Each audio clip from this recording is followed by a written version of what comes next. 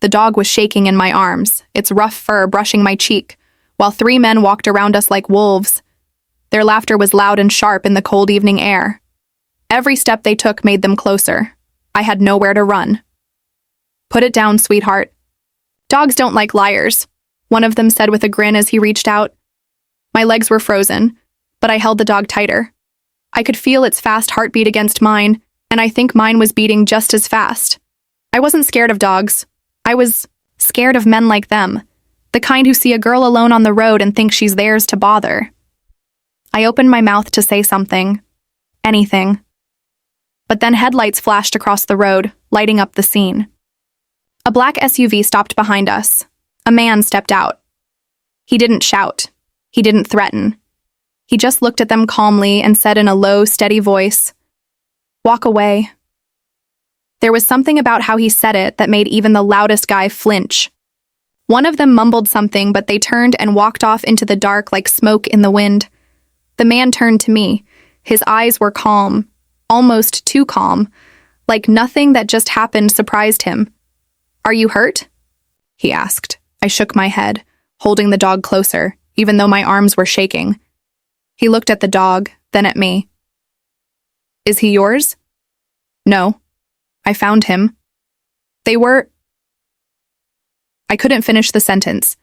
He nodded once, then held out his hand, not to touch me, but to take the dog. "He's scared. You are too. Let's get you both out of here." The way he said it, simple and gentle, made me let go of all the fear. I followed him to the SUV, still holding the dog because I wasn't ready to let go. Inside, it smelled like leather and coffee. The warm air from the vents pushed away the cold that had been with me for days, maybe weeks. He adjusted the mirrors and started driving. For a while, neither of us said anything. When my hand finally stopped shaking, he asked, "What's your name?" "Jenna. Jenna Myers. I'm Ethan Cole." He didn't look at me. His eyes stayed on the road. "Where were you going?" The answer caught in my throat. I had no real place to go. Not anymore. Just away. He didn't ask more. He didn't even look at me to judge. Instead, he nodded toward the dog, now asleep in my lap. "Are you keeping him?" I almost laughed, but it came out rough and broken. "I don't even have a place for myself, let alone for him." "Then maybe tonight you both do," he said, taking an exit off the main road. The highway lights faded. Trees stood tall around us, whispering in the wind. I looked at him, not sure why I trusted someone I just met, but the fear from earlier was gone, replaced by something new, something like safety. We pulled up to a gated property. Behind the gate was a house that looked like glass in the middle of the woods. Modern shape, big windows, and quiet strength. He opened the gate with a remote and drove in. "You can stay in the guest house. It's separate from mine. No one will bother you there," he said. His voice was calm, more like a fact than kindness, like kindness didn't need to be said out loud. I followed him inside, still holding the dog, stepping into warm light and polished wood floors. For a moment, I couldn't speak. I had expected to sleep on a bench at a train station, but instead, I was here, safe, in a stranger's guest house. "Lock the door from inside when I leave. Tomorrow we'll talk about what you need. Food's in the fridge, towels in the bathroom." He set keys on the counter and paused. "You look like someone who hasn't had a good night's sleep in a long time."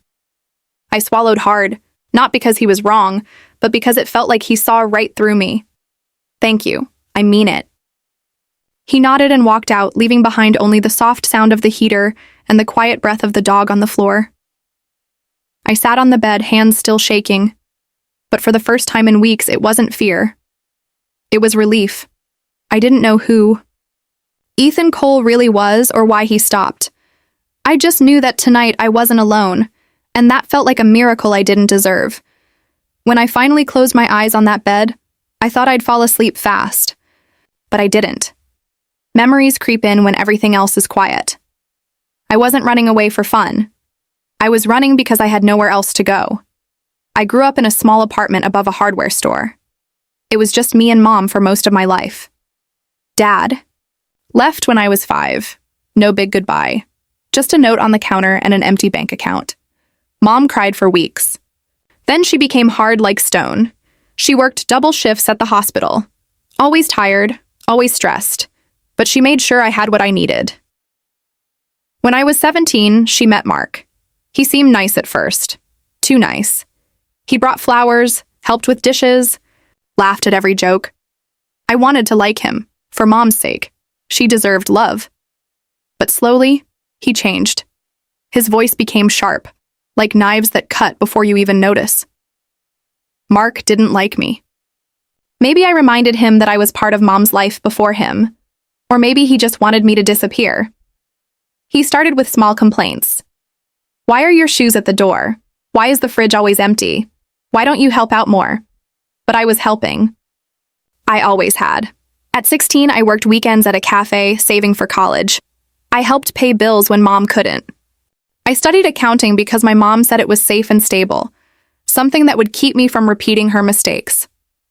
I listened, even though it chipped away at my real dreams.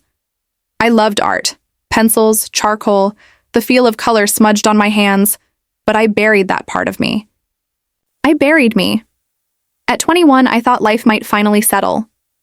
I had finished community college, lined up interviews, even paid off some of Mom's medical debt without her knowing, but Mark was still there, still criticizing every part of my life. Our last fight started over something so silly it almost feels unreal now.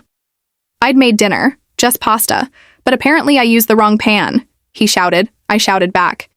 Then he said the one thing I can't forget. You're just like your father. Useless and always ready to run when things get hard. I froze. Mom didn't. She slammed her hand on the table and told me to apologize. To him, like what he said was true. I grabbed my bag, shoved in some clothes, my sketchbook, and the little cash I had. Mom followed me to the door. Her mouth opened like she might say something, but she didn't. She just let me go. I took the bus to the station and bought the cheapest ticket heading north. I thought maybe Dad would take me in. I'd heard he was working seasonal construction in Washington, living with a new family. I didn't have his number, just an address from a Christmas card he sent when I was 13. When I got there, cold and exhausted, a woman opened the door. 2 little boys clung to her legs. She looked at me like she knew who I was. Then she said, "He's not here. He's up north for weeks at a time. Honestly, he's moved on. I'm sorry." She let me sleep on their couch for one night. But in the morning, she asked me not to come back. She wasn't mean, just clear. So I kept moving. Town to town, hoping for anything. A job, a couch, a break. Instead, I ended up being chased by strangers in the cold. That's when Ethan appeared. Lying in his guest house later, I felt something I hadn't in years. Safe. But when you've had to fight for every bit of safety, it's hard to trust it. Mark always said people only help when they want something. But Ethan's voice was different. Calm, steady, like he didn't need anything from me. He just showed up. Maybe tomorrow I'd thank him properly. Maybe I'd leave before it got too comfortable. But that night, wrapped in warmth I didn't think I deserved, I finally let my eyes close.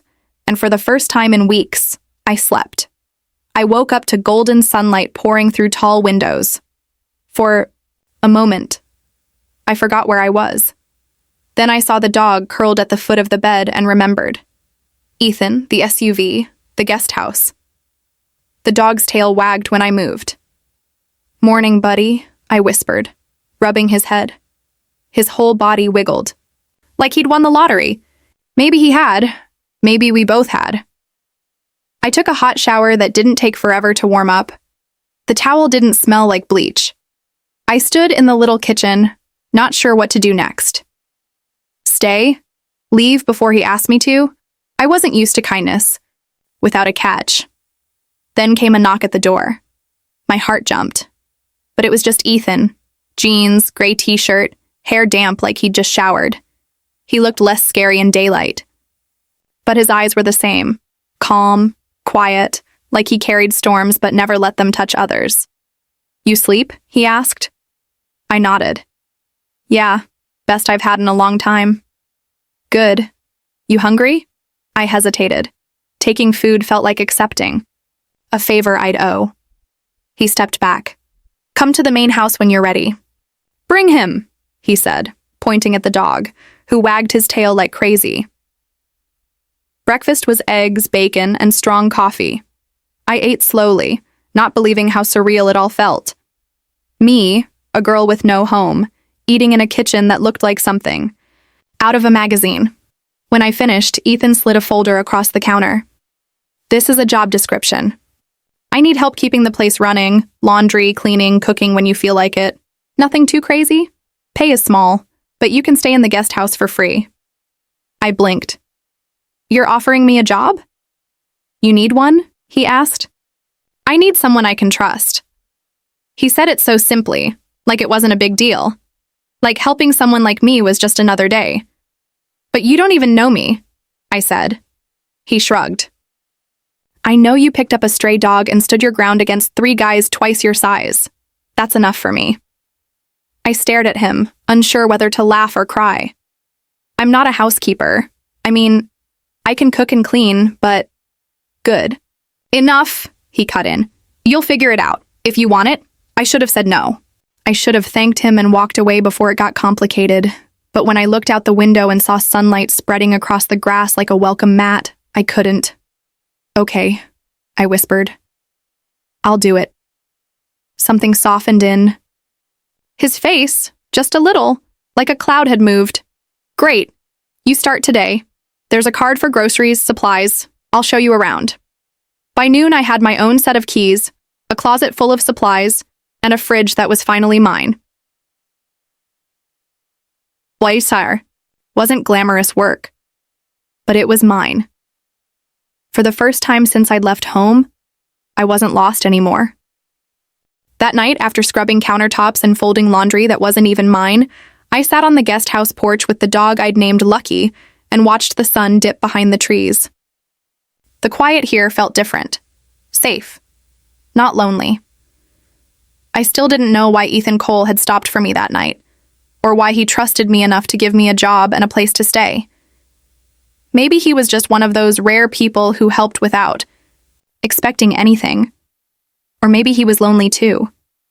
Either way, for the first time in months, I felt something I hadn't dared to hope for. Maybe I'd found a place I could stay, even if only for a while. The first week passed quietly. Morning coffee with Lucky wagging his tail, laundry humming softly, the smell of pine trees drifting through the windows. I didn't realize how much I needed normal days, ones without yelling, where silence felt peaceful, not like punishment. Ethan kept his distance, which surprised me.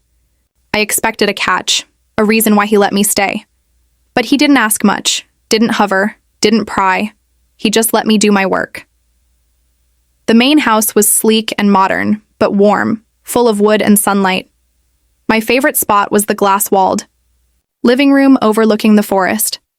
Sometimes when no one was watching, I'd just stand there, cloth in hand, and breathe. It felt like being inside a painting. Maybe that's what brought it back, the feeling I hadn't had in years. I dug my old sketchbook from the bottom of my bag one night. The cover was torn, the pages curled from travel, but it still smelled faintly of graphite and old dreams. I sharpened my only pencil and started drawing. First Lucky, curled up on the porch. Then the row of fir trees. Then the guest house itself. Hands remembered even if my mind didn't. Lines came easily, shapes turned into life. I lost track of time. When I finally looked up, night had already settled in. I'd missed dinner completely. The next morning, Ethan was on the porch, holding one of my drawings. I froze, face burning. "This yours?" he asked, holding up the page in the morning light. "Yes." "Sorry." "Don't apologize." He looked at the drawing, then at me. "You're good, really good." I shrugged. "It's just a hobby. I was supposed to be an accountant." "Safe job, good pay, stable." His mouth tilted slightly. "You sound like someone repeating what they were told to want." I didn't respond. He was right. That night, he came back from town holding something under his arm. A new sketch. Pad and a full set of pencils. He just set them on the counter. I can't accept this, I said. You're working. You're earning. Call it an advance. My throat tightened. The kind of tightness that comes with overwhelming gratitude. Thank you. He nodded and went upstairs, leaving me staring at the blank pages like they were some kind of door. Maybe they were. In the following weeks, I filled them, lucky by the fire. Morning mist in the trees. Once, even Ethan's silhouette in the kitchen window pouring coffee. He didn't say much about the drawings, but sometimes I'd catch him looking at one with a look I couldn't quite read. And me, I was changing. Wasn't just cleaning a house. I was rebuilding something inside me I thought I'd lost. The fear I brought from my mom's apartment, from Mark's words, from all the closed doors. It was loosening. Slowly, quietly. One night, while sketching Lucky resting his head on my lap, I realized something. I hadn't thought about leaving in days. No exit plans, no bus routes in my head, no counting every dollar. For the first time in months, maybe years, I wasn't just surviving. I was living. It had been almost a month since that night on the roadside. I'd settled into a rhythm. Early mornings with coffee and Lucky, quiet afternoons cleaning, evenings sketching by the big window as the forest whispered outside. Life, finally, felt safe. And then, she arrived. I was in the kitchen kneading bread dough when I heard tires crunching on gravel. A sleek silver car I didn't recognize stopped by the main house. A woman stepped out, tall, elegant, the kind of beauty you only see in magazines, hair perfect, heels clicking on the walkway. She didn't belong in this quiet place. She belonged somewhere loud, where people stared just to feel smaller. Ethan was already on the porch when she walked up. I couldn't hear her at first, but I saw his shoulders tense, like he was bracing for something bad. He led her inside. A tight feeling started in my chest. An ache I didn't have a name for. I told myself it didn't matter. Why would it? I was just the help. The girl who scrubbed and folded. Whatever Ethan's life was before, or beyond, had nothing to do with me. Still, I found myself stepping. Closer, stopping just outside the dining room where their voices carried. "Don't pretend you don't know why I'm here," she said, her tone smooth but sharp. "You're wasting your time with her. Jenna's none of your business." "Alina." Ethan's voice was steady but colder than I'd ever heard. "She's living on your property, playing house while you—" She stopped, probably catching the warning in his eyes. "I'm just saying, you have a reputation. People will talk." There was a pause long enough to raise chills on my skin. "Let them," Ethan finally said. "You don't get to tell me who I help." Elena scoffed. "Help? That's what you call it?" That was enough. I stepped back, heart racing, and rushed to the guest house before they could see me. My hands were shaking so badly I almost dropped the mixing bowl. Help. That's all this was to him. I knew I should be grateful. I had a roof over my head, a job, and safety. I owed him more than I could ever repay. But hearing her words felt like being back in that apartment, hearing Mark say I'd never be enough, like Mom looking away because it was easier than picking a side. That night, I barely ate dinner. Ethan didn't say anything, but I knew he noticed.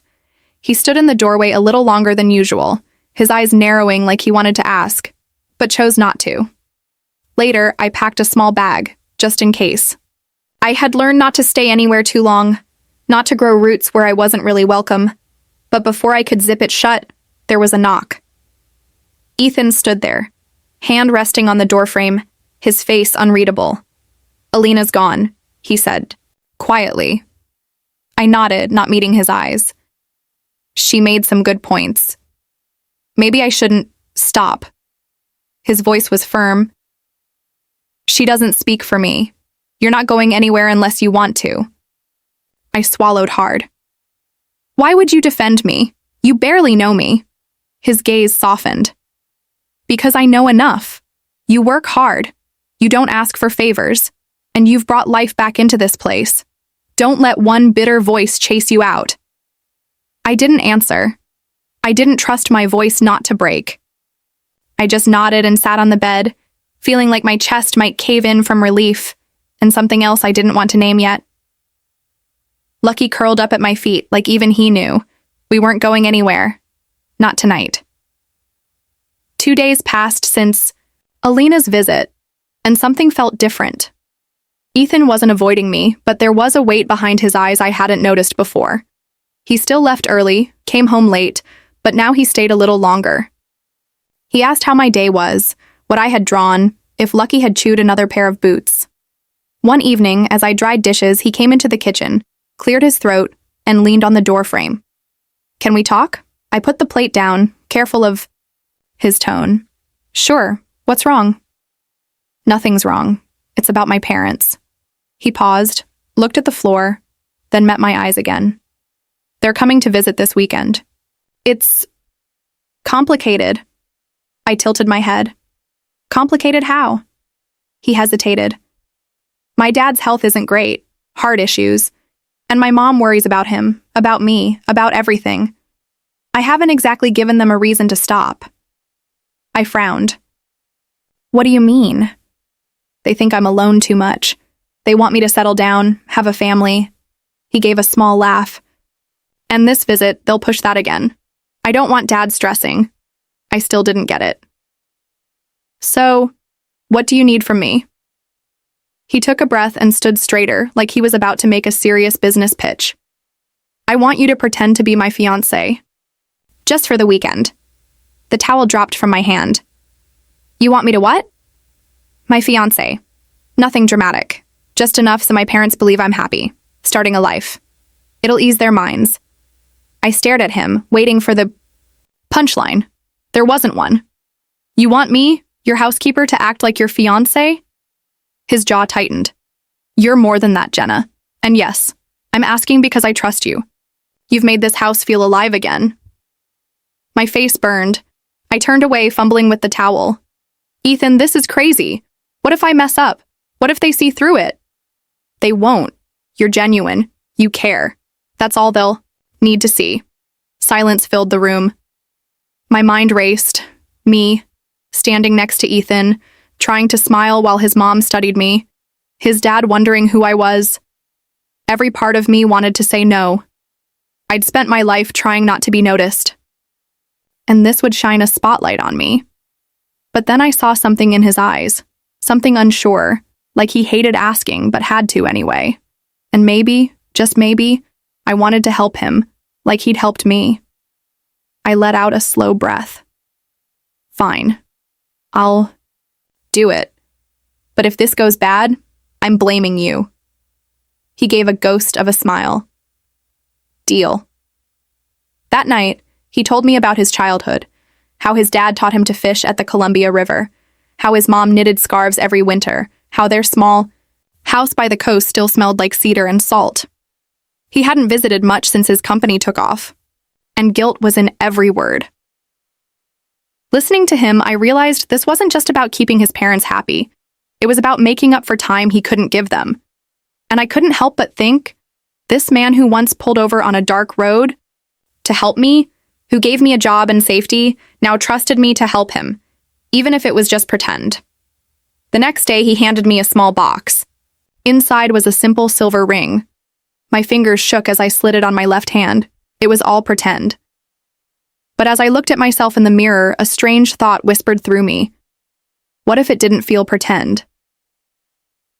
The day Ethan's parents arrived, the air around the house felt different, like it had been holding its breath all morning. I stood by the window, smoothing the soft blue dress Ethan had picked out for me, feeling like I didn't belong in it. Lucky sat at my feet, tilting his head like he was asking, "You sure about this?" "No," I whispered, though I smiled at him. Ethan walked in, freshly shaven, wearing a button-down shirt I'd only seen hanging in his closet before. He stopped when he saw me. Not for long, not in a dramatic way, but just enough to make my cheeks flush. "You look perfect," he said, softly, then cleared his throat and fixed his cuffs like he hadn't said anything. Before I could reply, tires crunched outside. A silver sedan pulled in.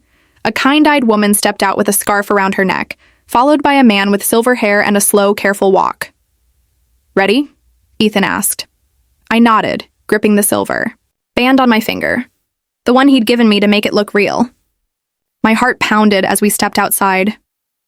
"Mom, Dad, this is Jenna," Ethan said, slipping his hand into mine, warm and steady.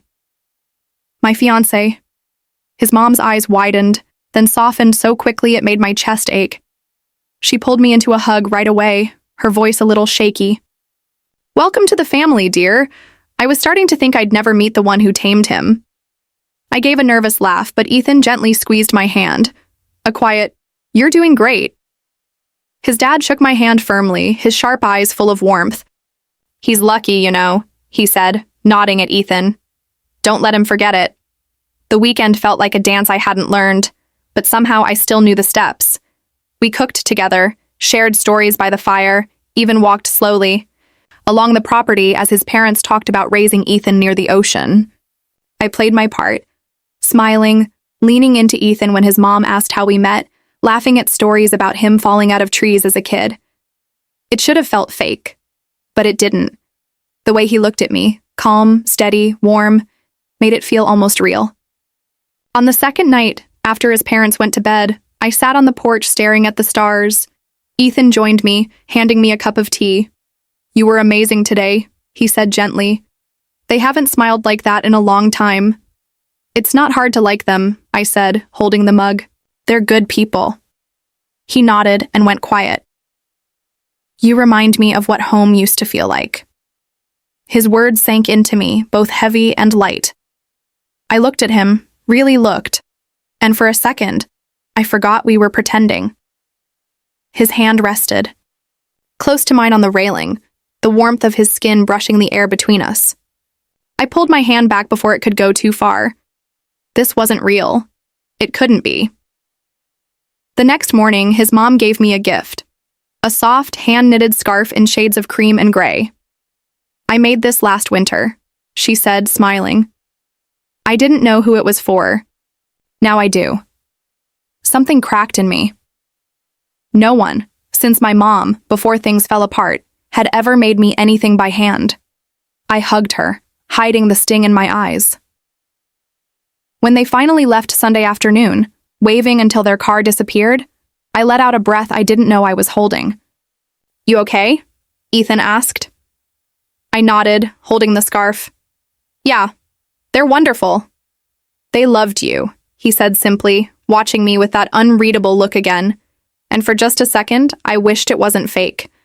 I wished every word and every touch had been real. But wishes are dangerous.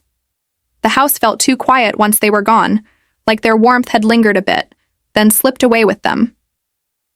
I walked back to the guest house, scarf still in my hands, soft, warm, and sat on the bed.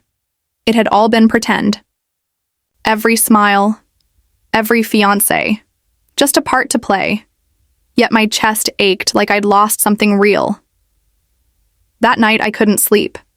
I kept seeing the way Ethan looked at me when his mom hugged me, the way his fingers brushed mine over coffee. He was kind, solid, safe, and I was falling for him, hard. But girls like me don't get to fall for guys like him. I was a runaway, with no family to meet, no big future. He was successful, grounded, the kind of man who had real options. I was just the option that happened to be nearby.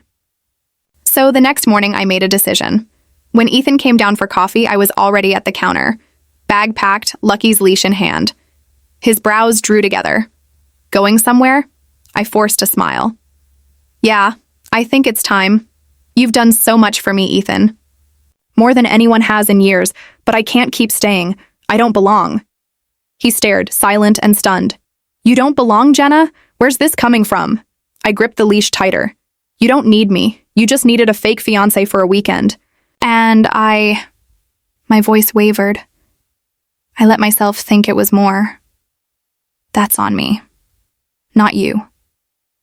His jaw tightened, but his voice was calm. "Is that what you think?